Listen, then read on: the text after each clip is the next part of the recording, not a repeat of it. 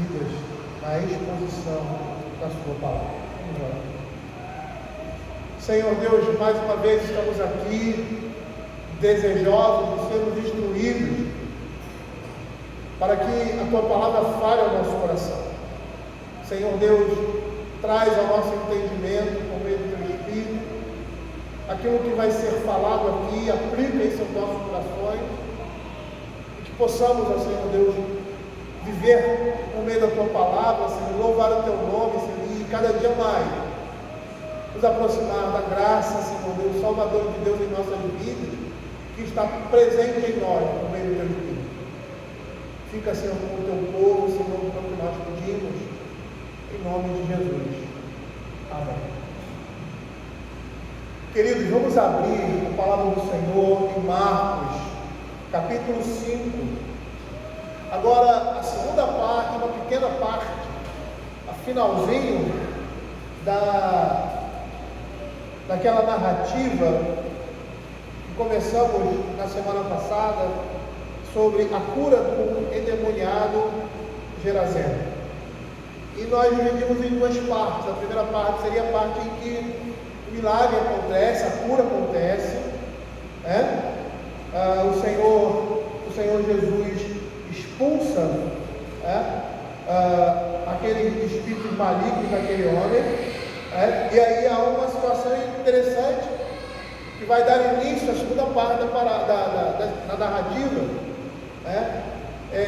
Que aqueles demônios eles vão para uma manada de porcos e aqueles porcos enlouquecidos se precipitam dentro d'água e morrem afogados. E nós na última exposição que fizemos, é como se a Escritura estivesse dizendo assim para aqueles homens: olha, é isso que esses demônios querem fazer com vocês, enlouquecê-los e matá-los. E aí a segunda parte dessa narrativa vem a partir disso. Então vou fazer somente a leitura dessa segunda parte e nós vamos esse pequeno final aí, vamos nos debruçar em cima dele e tirar alguns ensinos para nós. Diz assim a palavra do Senhor em Marcos capítulo 5, verso 14 até o verso 20. Os porqueiros fugiram e o anunciaram na cidade pelos campos. Então saiu o povo para ver o que sucedera. Indo ter com Jesus, viram o endemoniado, o que tivera legião, assentado, vestido em perfeito juízo, e temeram. Os que haviam presenciado os fatos contaram-lhes o que acontecera ao endemoniado e acerca dos porcos, e entraram a rogar-lhe que se retirasse da terra deles. Ao entrar Jesus no barco, suplicava-lhe que fora endemoniado, que deixasse estar com ele. Jesus, porém, não lhe permitiu, mas ordenou-lhe: vai para a tua casa, para os teus, anuncia-lhes tudo o que o Senhor te fez, e como teve compaixão de ti. E então ele foi, e começou a proclamar em Decápolis tudo o que Jesus lhe fizera, e todos se admiraram. O que nós estamos vendo aqui é a segunda parte, dessa narrativa, segunda parte que nós dividimos, Então, na primeira parte nós vemos ali a autoridade de Jesus sobre o poder das trevas, sobre o poder do inimigo.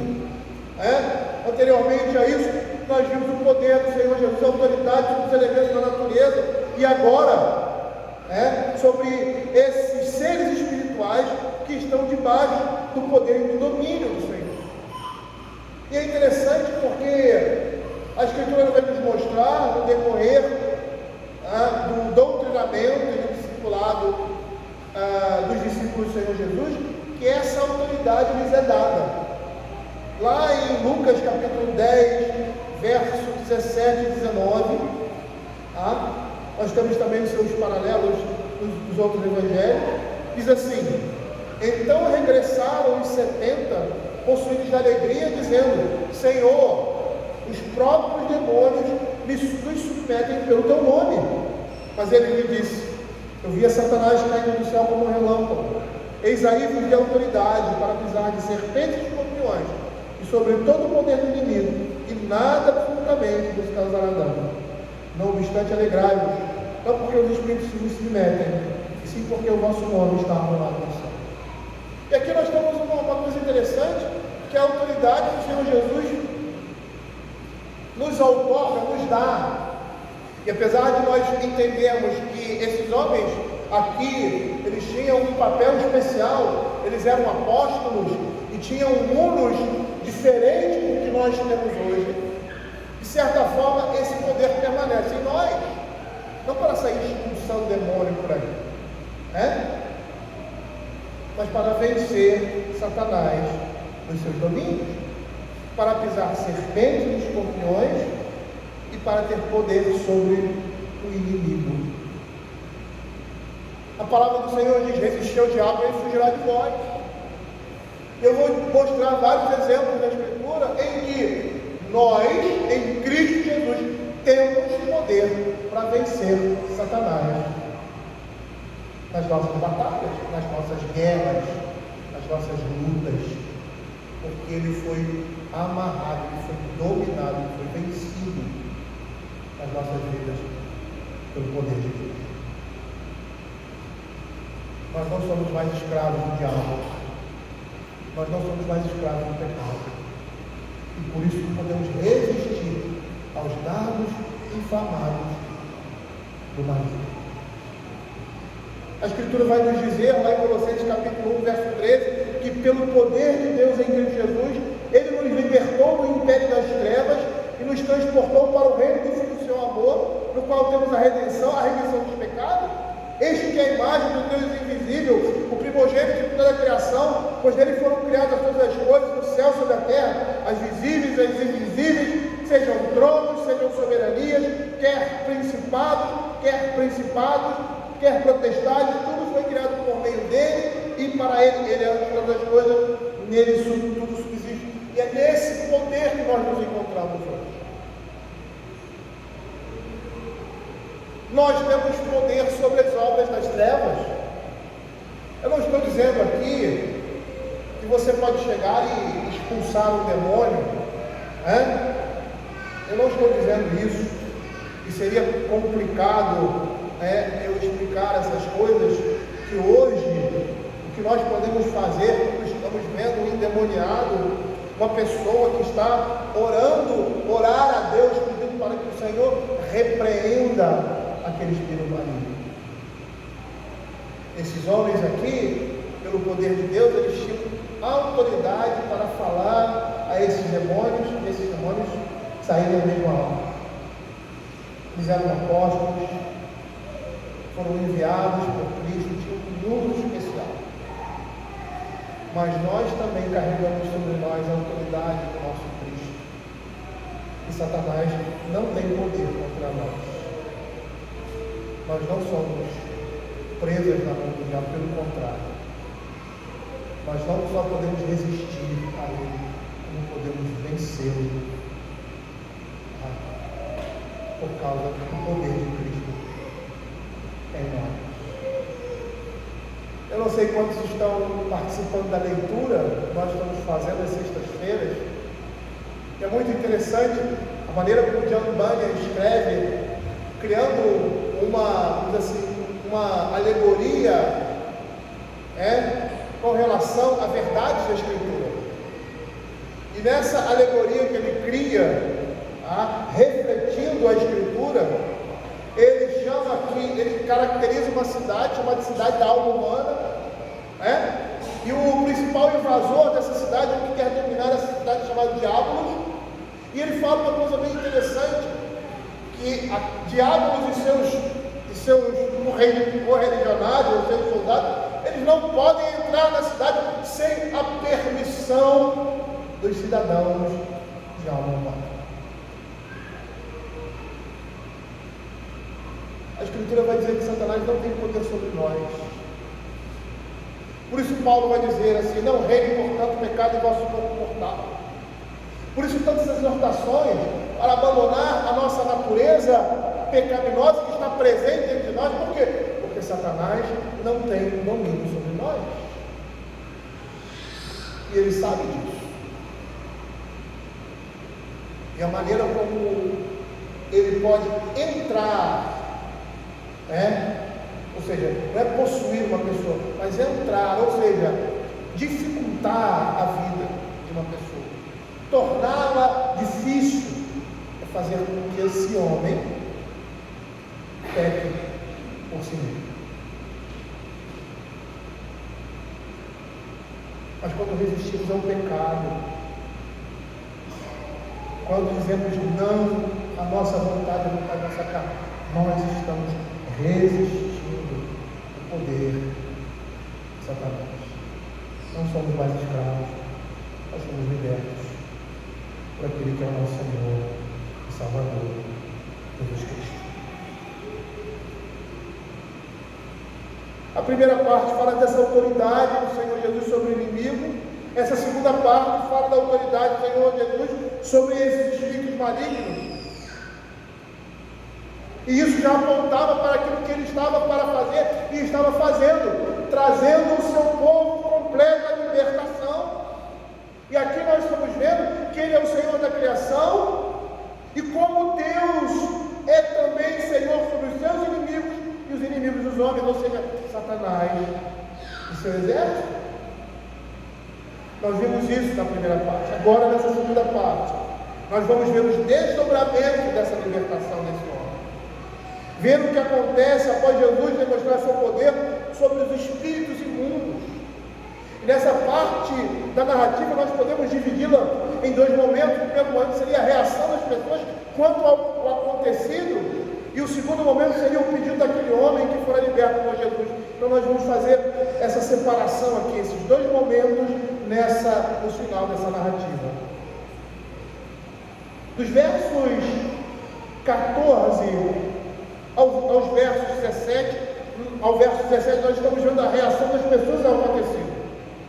Os pastores suínos fugiram, contaram os fatos na cidade dos campos, e o povo veio ver o que estava acontecendo. E ao presenciar o homem sentado ao lado de Jesus, em perfeito juízo, vestido, porque ele andava nu, gritando, esbravejando, grosnando por ali, a Escritura nos diz que eles tiveram medo. Engraçado, né? Eles estavam comendo um homem que estava em estado normal, mas no seu estado anterior, possuído por um poder das trevas, eles não acharam, não tiveram medo. E o que nós podemos ver aqui em primeiro lugar é que eles tiveram medo do que Jesus fez. E o que Jesus fez? Libertar aquele homem do poder das trevas. Em seguida, esse medo faz com que essas pessoas, ou seja, as pessoas daquela região, pedissem insistentemente que Jesus fosse embora. Eles tiveram medo do que Jesus fez, eles tiveram medo mais do que Jesus fez, do que aquele aterrorizante estado daquele homem possesso. E a tradução de Lucas, capítulo 8, verso 35, vai expressar mais claramente o que aqueles homens sentiram, quando diz assim: então saiu o povo, Lucas 8,35, para ver o que se passara, e foram ter com Jesus. De fato acharam o homem de quem saíram os demônios, vestido em perfeito juízo, assentado aos pés de Jesus, e ficaram dominados de terror. A ideia é que eles viram aquela cena e ficaram dominados de terror. Antes havia um homem que corria pela colina como um lobo, gritando de dia e noite, se ferindo com pedras, provavelmente criando um caos e um perigo entre as pessoas que passavam para aquele lugar. Agora temos um homem em perfeito estado, em perfeito juízo, é isso que a Escritura vai dizer. Ideia de que alguém está mentalmente são, assentado no Senhor, ao lado do Senhor Jesus, como diz o verso 15, e agora aqueles homens ficam dominados de terror. É para criar um espanto da nossa parte. A gente fica pensando assim: como? Não dá para entender isso. O que está acontecendo aqui? Ned diz que quando Satanás foi expulso, o homem voltou a si, voltou a ser ele mesmo, imediatamente. A aplicação nós podemos ter a respeito disso, que ele faz, disso, ou seja, o que Matthew Henry faz a respeito disso, dessa situação. Ele diz assim: aqueles que são cegos e sóbrios, vivem segundo as regras e com responsabilidade demonstram que pelo poder de Cristo, o poder do demônio foi vencido em suas almas. Perceba que Matthew Henry diz que após Satanás ser expulso, ou seja, após ele não ter mais domínio sobre aquele homem volta a si e volta a ser ele mesmo. E a partir daí ele diz que aquelas pessoas que são sérias e sóbrias, que vivem segundo as regras, com responsabilidade, demonstram que pelo poder de Cristo, o poder do demônio foi vencido em suas almas. Isso deve chamar a nossa atenção. Por quê? Porque o contrário também é verdade. Aqueles que apresentam um comportamento contrário a um bom procedimento, a um procedimento santo, a um procedimento íntegro, a uma moral reta e íntegra, estão dominados ou influenciados pelo diabo. Não há por onde correr. Essa é a simples realidade e a objetiva conclusão que nós temos a respeito disso. E não precisamos ver uma pessoa dominada por um espírito maligno fazendo coisas horríveis ou horrendas da maneira como aquele homem estava fazendo. Mas quando o homem está dominado pelo pecado, seja ele qual for, está em profunda lama, é porque ele está debaixo do domínio e da influência do diabo. Abra João 8,44. Veja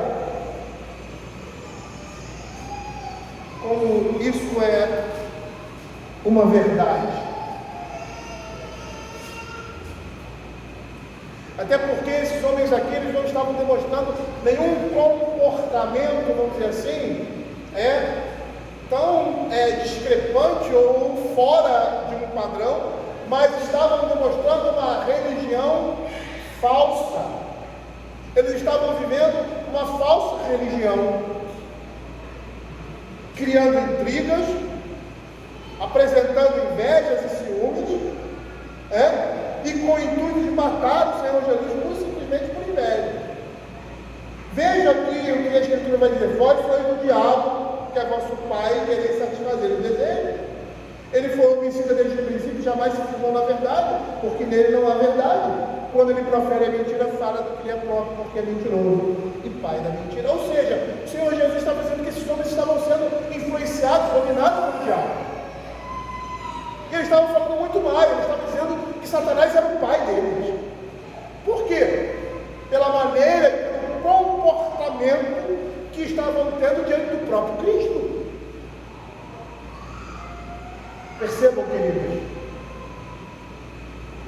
eu quero chamar a atenção de vocês para quando o homem está fora daquele padrão que Deus estabeleceu nas Sagradas Escrituras, fora daquele princípio de certo ou errado, de bom e ruim, daquilo que é moral e daquilo que é imoral, ele está sendo dominado, influenciado pelo mal, pelo pecado, pelo diabo.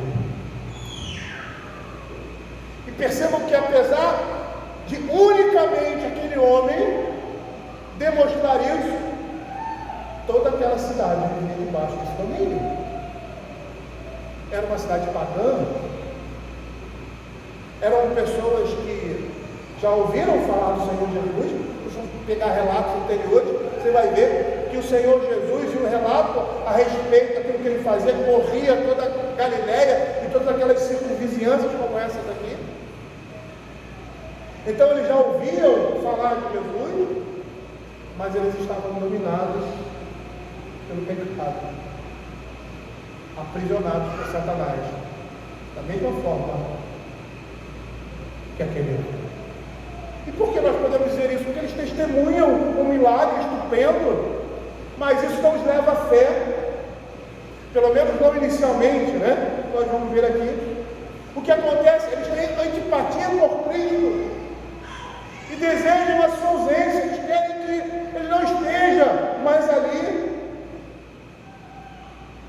Eles provavelmente pensaram que não haveria bem suficiente que compensasse a aquilo que estava acontecendo, no caso aqui, nós podemos dizer a perda dos mortos, possivelmente gordos, possivelmente prontos para o mercado, possivelmente prontos para se ter um grande lucro.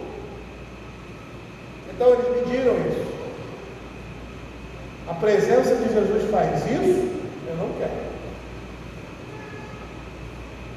Apesar de verem aquele homem ser liberto de uma condição grotesca, de uma condição desumana, eles preferiam essa situação à presença de Cristo. Matt Henry vai dizer que os demônios tinham o que desejavam, pois não existe maneira melhor para esses espíritos malignos lidarem eficazmente com as almas dos pecadores do que incutir-lhes o amor pelo mundo. O amor pelo mundo leva à rejeição a Cristo, tornam os homens inimigos, indispostos ao Evangelho da graça de Deus. Vejam que 1 João capítulo 2, verso 15 vai dizer: não ameis o mundo nem as coisas que há no mundo. Se alguém amar o mundo, o amor do Pai não está nele. Porque tudo que há no mundo, a concupiscência da carne, a concupiscência dos olhos e a soberba da vida não procede do mundo, mas não procede do Pai, mas procede do mundo. Ora, o mundo passa, bem como a sua concupiscência, aquele porém que faz a vontade do Senhor, mas a vontade de Deus permanece eternamente. Foi isso que aconteceu aqui. Eles estão indispostos para Cristo. Por quê? Por causa da influência, por causa do domínio de Satanás, pelo amor que eles têm ao mundo. Eles deram mais valor àquelas pessoas ali daquela região, aquele tipo de prática. E ali provavelmente você tinha muitos judeus que abandonaram a fé, ou outros que não viviam de conformidade como deviam viver, que viam aquele tipo de prática, ou sabiam que aquele tipo de prática era reprovável ali na religião de Israel. Deus havia proibido isso. Mas mesmo assim, eles preferem essa situação. Perceba que o poder e a majestade de Cristo provocaram um temor na mente daquelas pessoas, de tal forma que eles pedem para que o Senhor se retire deles. Eles poderiam viver com aquele endemoniado, com todas as dificuldades que isso lhe proporcionava, mas não com Jesus. E agora, por causa disso, Jesus torna-se uma persona não grata, ou seja, uma pessoa desagradável, uma pessoa indesejada naquela região. Era um elemento perturbador, e como elemento perturbador, ele precisava ir embora. Agora, se nós olharmos esse texto aqui e essa situação, comparando com outras situações semelhantes, em que Jesus curou as pessoas e expeliu demônios, nós vamos ver uma grande diferença. Abra Marcos capítulo 1, versos 23 a 34. Veja o que acontece em Cafarnaum, depois que Jesus curou o endemoniado. Lá no verso 23, não tardou que aparecesse na sinagoga um homem possesso de espírito imundo, no qual bradou: que temos nós contigo, Jesus Nazareno? Vieste para perder? Pensei que antes, no santo de Deus. Mas Jesus o repreendeu, dizendo: cala-te, sai desse homem. Então o espírito imundo, agitando violentamente, bradando em alta voz, saiu dele. Todos se admiraram a ponto de perguntar entre si: que vem a ser isso, uma nova doutrina? Com autoridade ele ordena os espíritos imundos e eles lhe obedecem.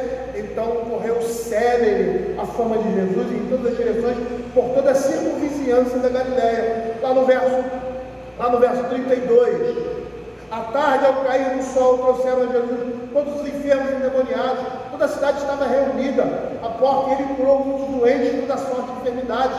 Também expeliu muitos demônios, não lhes permitindo que falassem, porque sabiam quem ele era. olhando esses dois textos e vendo, comparando um com o outro, o que se esperava daquelas pessoas, que elas corressem pela cidade, trazendo seus enfermos e outras pessoas dominadas por espíritos imundos, para que Jesus as curasse.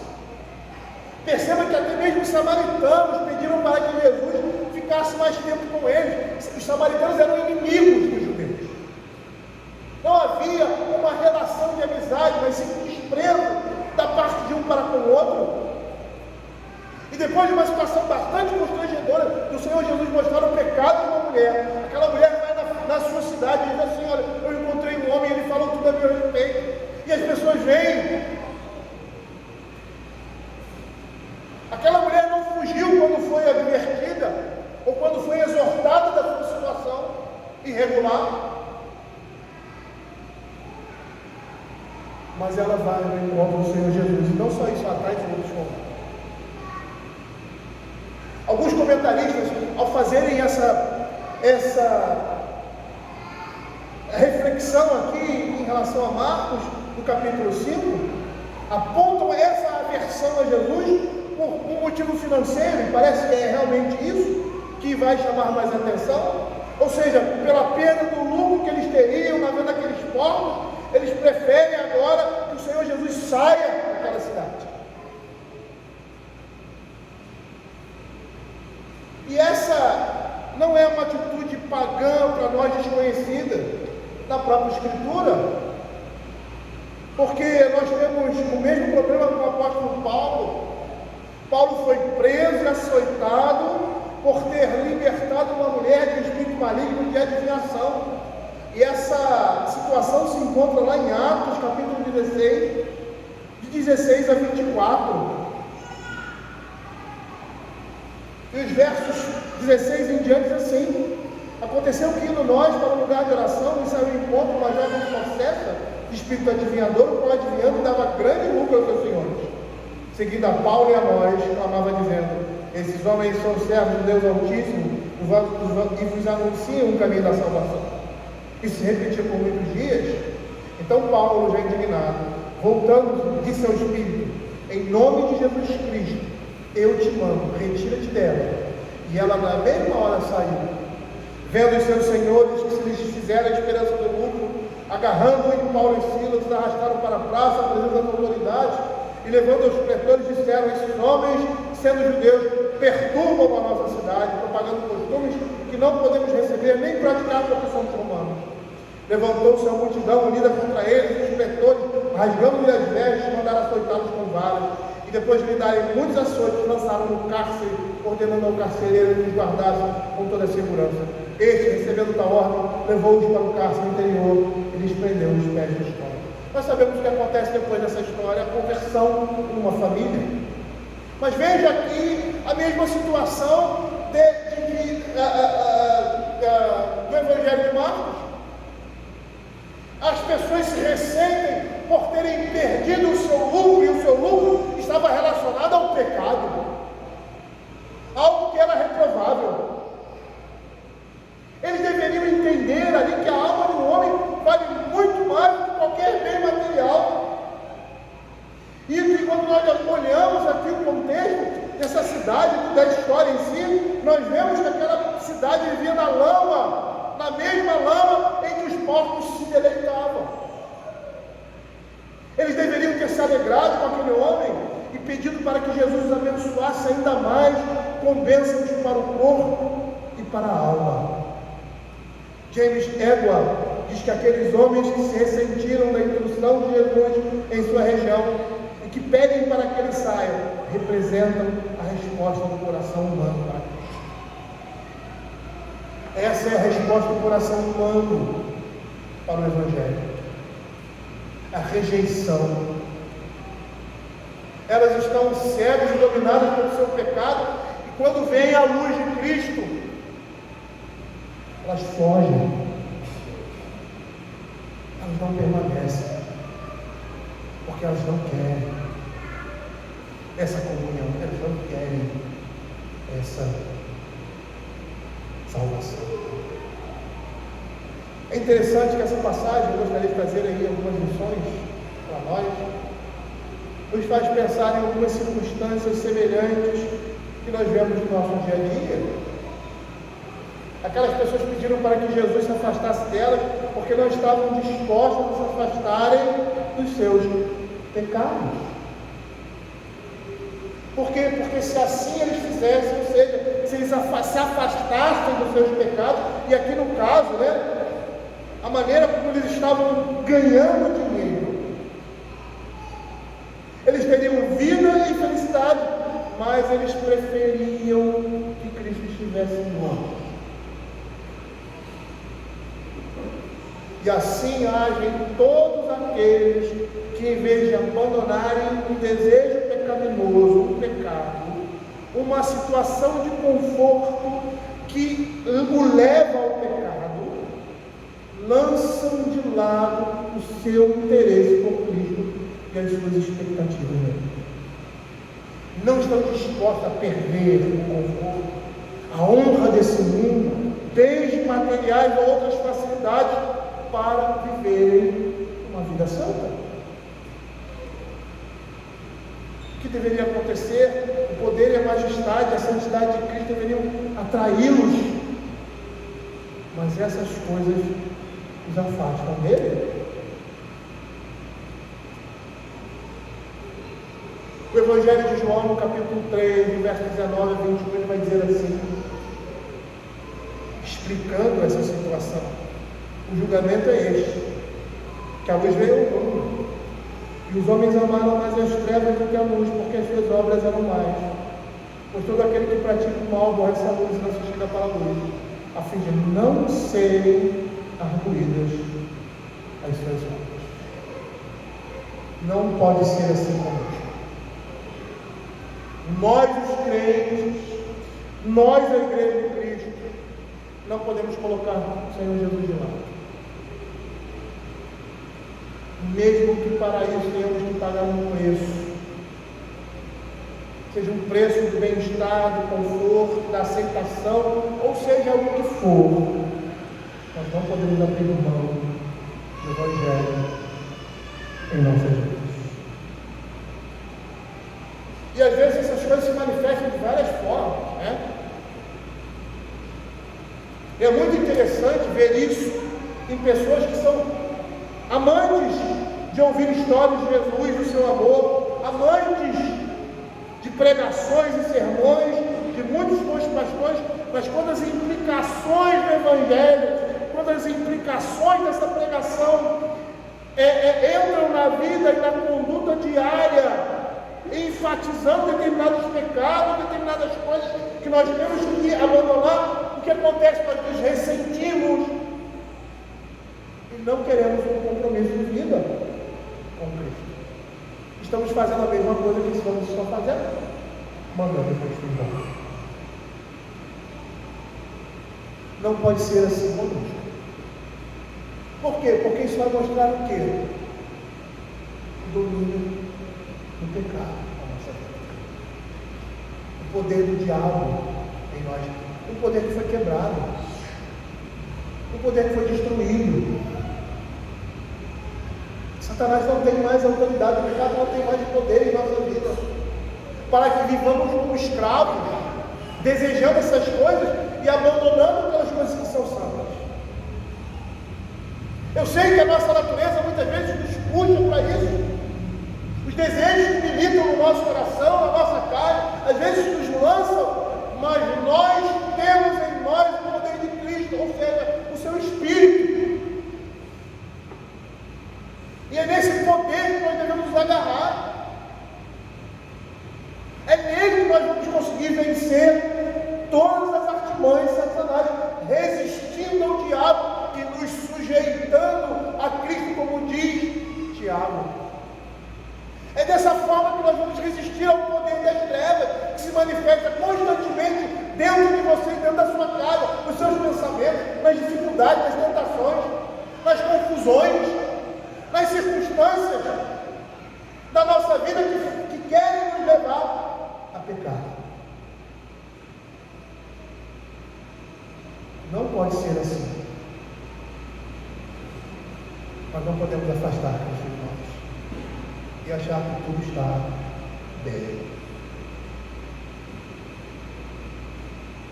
existiam dois domínios do pecado de Satanás ali naquela cidade. Um domínio que se manifestava naquele homem visivelmente, e um domínio que se manifestava em todos os homens da cidade, demonstrado pela rejeição a Cristo, porque queriam viver sua vida no pecado. Às vezes nós nos enganamos, achando que somente aqueles que agem dessa forma, que demonstram isso, estão dominados pelo poder de Satanás. Mas nós vamos perceber que todo aquele que é escravo do diabo, ou melhor, que é escravo do pecado, é escravo do diabo. Como diz o apóstolo Paulo, foram feitos cativos por ele para fazerem a sua vontade. Uma outra coisa que eu gostaria de chamar a atenção aqui é que aquelas pessoas preferiram conviver com o endemoniado, mas não queriam conviver com Jesus. E eu poderia aqui, hipoteticamente, não sei se hipoteticamente ou realmente, mas supor, com grande evidência, que essas pessoas se acostumaram com aquela situação.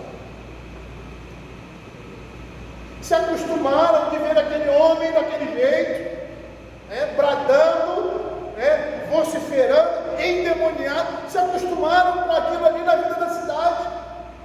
Apesar de terem muitas vezes prendido com correntes, com cordas, sei lá o que, cadeias, e aquele homem resistir a tudo, eles se acostumaram. E esse comportamento é tão claro, que quando eles viram aquele homem assentado do lado de Jesus, diferente daquele estado, hoje ele estava transformado pela graça de Deus, eles se assustaram. Perceba aqui nessa comparação que eu quero fazer, como podemos nos acostumar com aquilo que é um pecado grosseiro.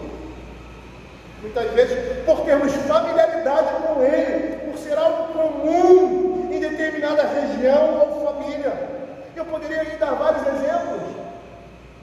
Por exemplo, a falta de modéstia foi o que veio logo na minha mente, mas existem muitos outros. No vestuário, no uso de roupas inconvenientes que expõem o corpo de uma pessoa, aflorando aí a sensualidade lascívia. É muito interessante perceber que pessoas que moram em outras localidades, tanto no Rio de Janeiro, quando vêm no Rio, ficam impressionadas com o vestuário da cidade feminino, e não só o feminino, o masculino também. A exposição ao corpo, tanto de homens como de mulheres. E muitas vezes nós vivemos isso, nós respiramos isso, mas nós não podemos nos acostumar com essas coisas. E assim acabarmos nos familiarizando e convivendo numa boa com esse tipo de coisa. Eu poderia dar outros exemplos. Um outro, por exemplo, muitos pais permitem que seus filhos tenham uma vida sexual ativa debaixo dos seus olhos, sem a sua reprovação. E sabe qual é a explicação? A explicação é: não, hoje em dia é assim mesmo. Eu conheci um homem que foi presbítero numa igreja que dizia que dava camisinha para os seus filhos, porque queria que eles se preservassem, sei lá, não foi essa a expressão? Porque você sabe, né? Essas coisas acontecem. Eu não quero ter aí um neto aí indesejado ou num momento errado. E eu fiquei escutando aquilo, eu falei, como é que é? Ou seja, nós nos acostumamos com esse tipo de pecado na nossa realidade. Pessoas que não são casadas, tendo um relacionamento íntimo, nós aceitamos isso agora, hoje em dia. A igreja aceita isso. A gente prefere conviver com isso do que conviver com a presença de Cristo.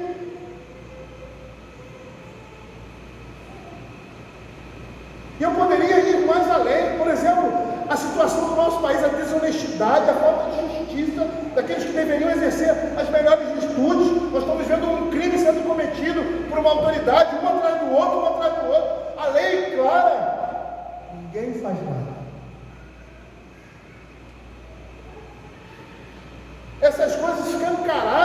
e muitos até justificam a imoralidade. E muitos até justificam essas ações.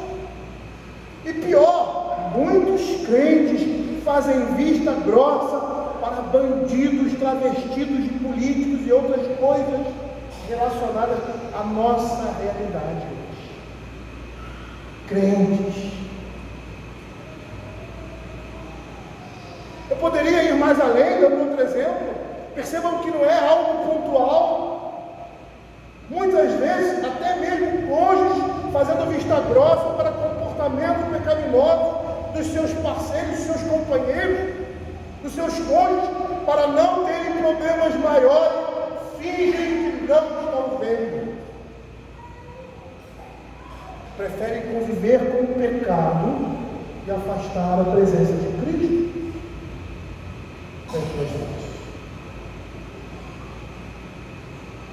Isso é tão realidade, queridos. Eu poderia citar outros aí, outros problemas que vocês conhecem tanto quanto eu.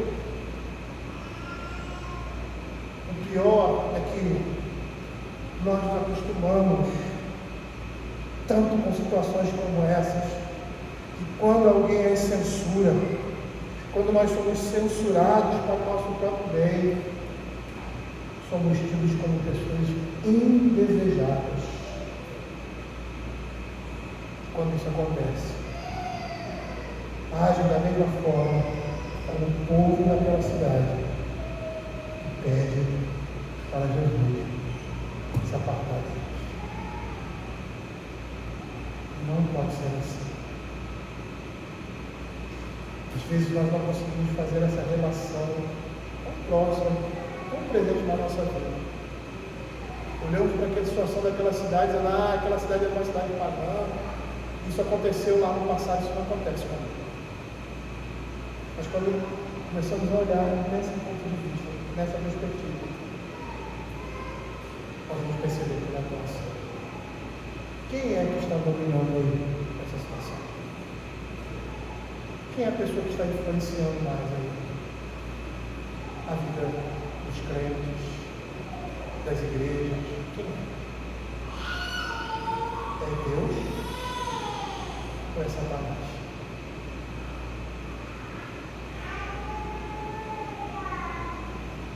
Eu gostaria de chamar a atenção dos irmãos agora para a segunda parte da narrativa, os versos 18 a 20, quando diz assim: ao entrar Jesus no barco, suplicava-lhe o que for endemoniado que o deixasse estar com ele. Jesus, porém, não lhe permitiu, mas ordenou-lhe: vai para a tua casa, para os teus, anuncia-lhes tudo o que o Senhor fez e que teve compaixão de ti. Então ele foi e começou a proclamar em Decápolis tudo o que Jesus lhe fizera, e todos se admiram. Essa segunda parte da narrativa que nós assim determinamos, concentra-se agora no pedido daquele homem que queria seguir com Jesus, mas o seu pedido foi negado. William Hendricks faz um comentário interessante, fazendo também uma breve explicação disso. Ele diz assim: como Jesus que tinha aceitado o pedido dos demônios para entrar em transporte, aceitou a solicitação das pessoas da cidade para ir embora, mas se recusa a aceitar o pedido daquele homem agora transformado. Ou seja, ele aceitou a solicitação, o pedido dos demônios, ele aceitou o pedido daquelas pessoas que eram contrárias àquilo que era certo e bom, vamos dizer assim, de certa forma, mas ele se recusa aqui a deixar que aquele homem fosse com ele. E é interessante a aplicação que ele faz. Ele diz assim: esse fato nos ensina que quando Deus permite que o seu povo tenha o que deseja, isso nem sempre é sinal de uma grande bênção. E quando ele se recusa a dizer sim em resposta a alguma petição que façamos, isso não é necessariamente um sinal do seu favor. Muitas vezes nós agimos como meninos porque não aceitamos a vontade de Deus para nossas vidas naquele momento.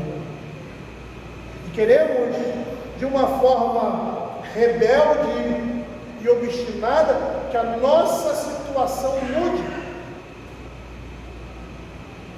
Não entendendo a vontade de Deus para a nossa vida naquele momento e aquilo que Deus quer fazer na vida do seu povo, uma vez que tudo aquilo que Deus faz na vida do seu povo é bom e tem um propósito santificador. Ah, meu pai morreu, me separei por causa do meu pecado, aconteceu isso, eu estou passando por essa e essa situação. Saiba que na vida do povo de Deus, mesmo as consequências do pecado têm um propósito salvífico na vida do crente.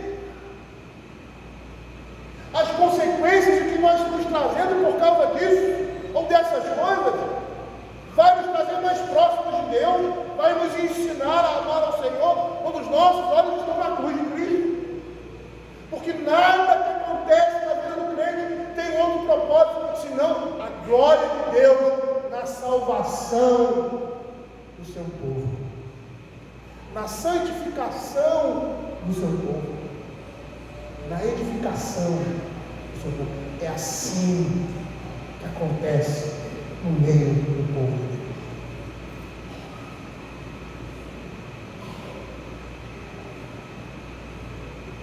Por isso, William Hendricks aplica dessa forma: os pensamentos do Senhor não são nossos pensamentos, eles são muito mais altos do que os nossos. Mas eu gostaria de chamar os irmãos, a atenção dos irmãos para uma outra realidade. Quando ele diz assim: vai para a tua casa, para os teus, anuncia-lhes tudo que o Senhor te fez e como teve compaixão de ti. Eu gostaria de dizer aqui, na perspectiva do Senhor Jesus aqui, que a verdadeira atividade missionária começa em casa. Ela não vai se limitar a ela, mas começa em casa. Um membro ativo de uma igreja deve estar tão interessado em dar educação cristã para os seus próprios filhos, quanto enviar e orar missionários para a obra missionária. William Hendricks vai dizer que enviar missionários é, na verdade, muito importante, mas viver e pregar o Evangelho em casa deve ter precedência. Perceba aqui no texto que, apesar da necessidade de rejeitar a Cristo, ele não rejeita aquela região, ele deixa uma semente ali. Por causa do seu grande amor, ele deixa um testemunho vivo da sua bondade e graça, mesmo aquelas pessoas rejeitando a Cristo. Veja como o Senhor é na vida daqueles que são seus. Porque provavelmente ali naquela cidade, a Escritura não diz, não fala nada, mas poderia ou deveria ter o quê? Um remanescente santo ali. E esse era um dos motivos pelos quais aquele homem deveria ficar ali e não seguir com Jesus. Ele deveria ir à sua família, que é o seu primeiro campo missionário. Ele deveria falar aos seus amigos, ele deveria viver o Evangelho ali, naquele lugar, sendo um testemunho vivo da bondade e da graça de Deus. E eu queria dizer para você, se você é o único crente no meio da sua família, Jesus espera com isso que você viva o Evangelho, que você seja um testemunho vivo de Cristo em meio a pessoas mortas. E que você também proclame esse Evangelho, porque será como foi com os samaritanos, quando eles disseram: não é somente pelo que ela falou a respeito de Cristo, mas agora nós estamos vendo e crendo. Eles vão crer no Evangelho porque estão vendo isso em você. Estão vendo que houve uma transformação na sua vida. Eles estão sendo impactados por isso, porque estão convivendo com você. Aquela cidade ali foi impactada por aquele homem. Por quê? Porque entendeu que o estado em que ele se encontra agora veio unicamente pelo poder e pela graça de Deus. Eles conheciam o estado anterior daquele homem e agora ele veio um homem transformado. E é assim com todos aqueles que são do Senhor. Esse novo nascimento deve produzir uma nova natureza, deve mostrar alguma coisa diferente em nós. As pessoas devem olhar e ver e comparar. Antes ele era assim, mas agora ele é assim. O que aconteceu? Que transformação foi essa?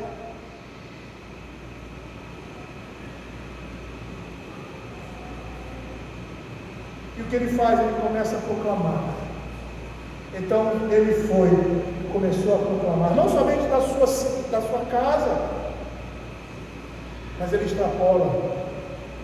Ele fala ali, é um testemunho vivo, diante daquelas 10 cidades extremamente pagãs daquela região. Uma coisa interessante aqui, que ele não discutiu com o Senhor Jesus. Senhor, por que o Senhor não deixa eu ir? Eu quero ir, eu vou. Ele obedeceu. Ele fez exatamente o que Jesus havia mandado fazer.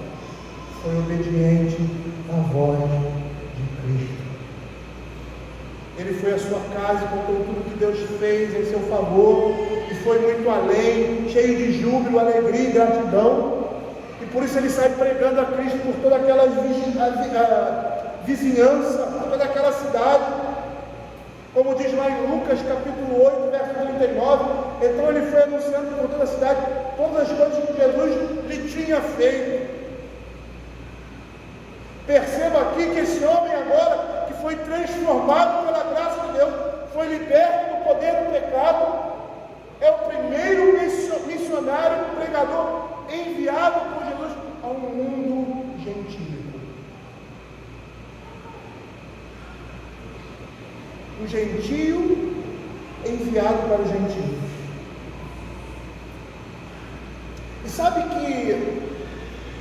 que me chama a atenção aqui, esse texto? Porque muitas pessoas pensam que nós precisamos ser alguma coisa para pregar a Cristo. Eu preciso ser um pastor, eu preciso ser um missionário, eu preciso ir para determinado lugar. Nós não precisamos sair de onde estamos, nem mudar a nossa condição para sermos pregadores, testemunhos de Cristo. Lutero, certa vez pregando, eu já contei isso aqui várias vezes, acho que os irmãos sabem qual é Santiago. E naquele tempo, essa ideia de que você deveria deixar tudo que você tem e seguir, a vida religiosa, pregando em determinado lugar, um sapateiro, convertido agora pela sua pregação, seja pela pregação de Lutero por meio do Espírito, chega diante dele e faz assim: e agora o que eu faço? E ele diz assim: faça um bom sapato e compre um preço justo.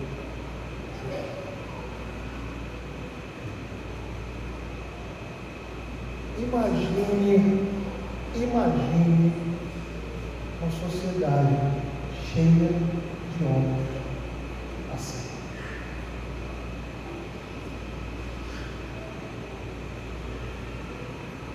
O que seria dessa sociedade?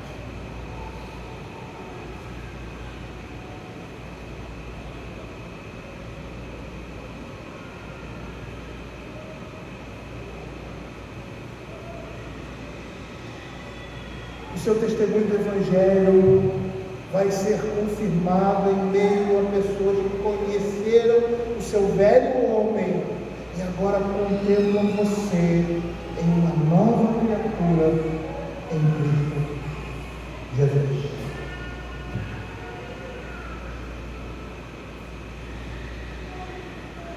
O que nós precisamos fazer para isso? Qual é a estratégia? Qual é a mágica?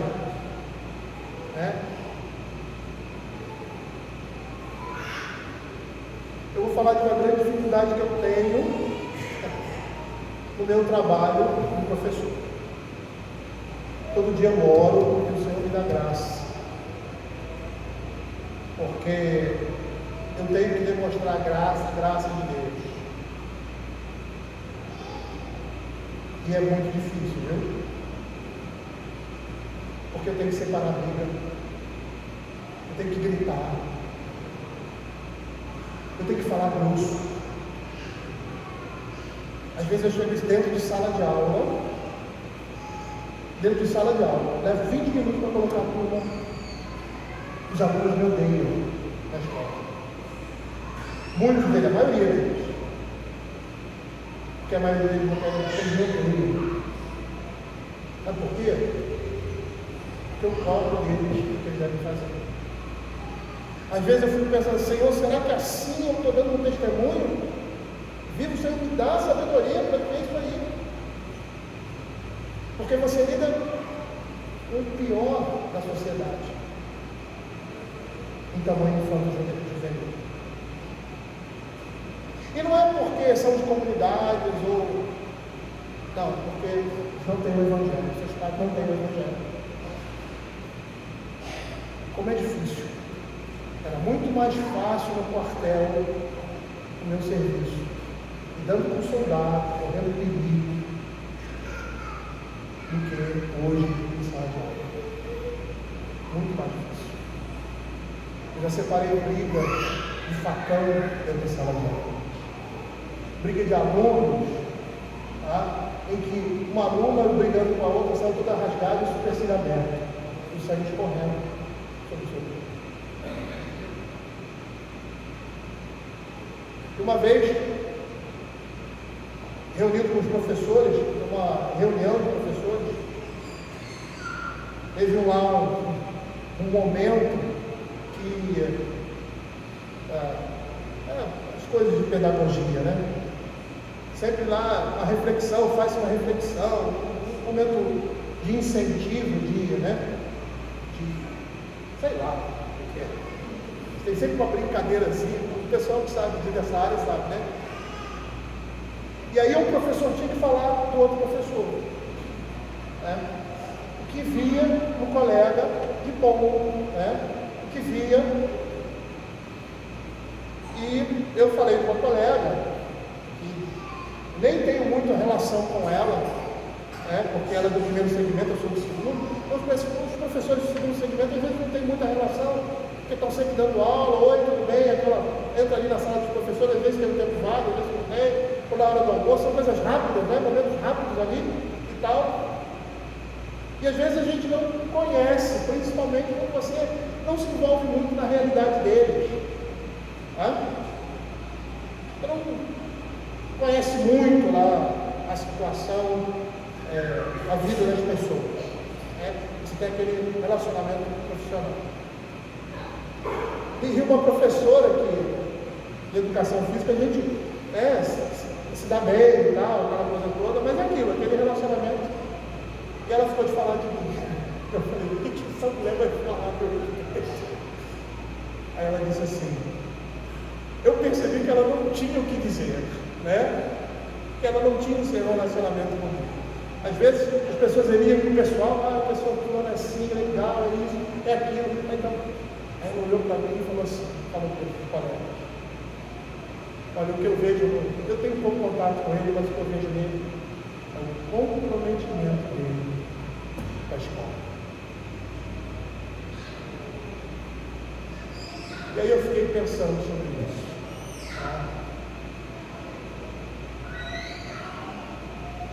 É difícil em sala de aula você manter a sobriedade. É difícil. Eu não sei se vocês vivem essa realidade, já viveram, mas cada dia se torna mais difícil ainda controlar esses jovens em sala de aula. É uma coisa que só vendo para cá. Mas por que eu estou falando isso? Porque eu sei, dar um testemunho vivo de Cristo em circunstâncias desse mundo é difícil. É difícil. Todos os dias que eu saio de casa, eu peço, Senhor, me dá graça para que diante de todas essas dificuldades, o sargento que existe dentro de mim saia, mas que mesmo assim as pessoas possam ver meu compromisso com o Evangelho, com Cristo. Tá? E a minha luta é diária para que eu não me ire, para que eu não peque, tá? Que exceda os limites da minha autoridade. Todo tempo eu sou confrontado com essa realidade.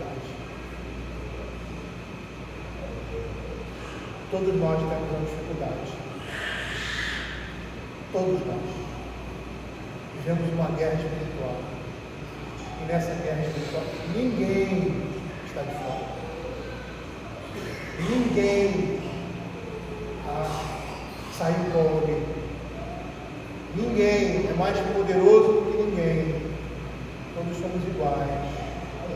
E temos a mesma necessidade da graça de Deus nas nossas vidas para darmos um exemplo vivo do Evangelho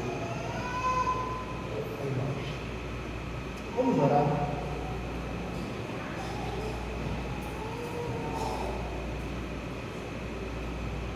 Senhor Deus, eu quero te pedir, ó Pai, que o Senhor esteja nos dando graça para testemunharmos com fidelidade a Tua palavra, para que em meio, Senhor Deus, a provações, a dificuldades, possamos manter a sobriedade, Senhor, e exercitar a nossa fé, mostrando a graça, a misericórdia, o poder de Cristo, transformador na vida de um homem. Senhor, nos sustenta nas nossas dificuldades, nas nossas lutas, nos nossos dia a dia, ó Senhor Deus, sabendo, Pai, que temos poder contra o inimigo, que Satanás não vai prevalecer contra nós, que nós temos poder contra o diabo e contra o pecado, porque o Senhor assim nos conferiu. Somos servos de Cristo, escravos do Evangelho, e não escravos do pecado e servos do diabo. Que o Senhor esteja nos dando graça, Pai, e forças para cada dia mais resistirmos a Satanás e nos sujeitarmos a Cristo. É o que nós pedimos, em nome de Jesus. Amém.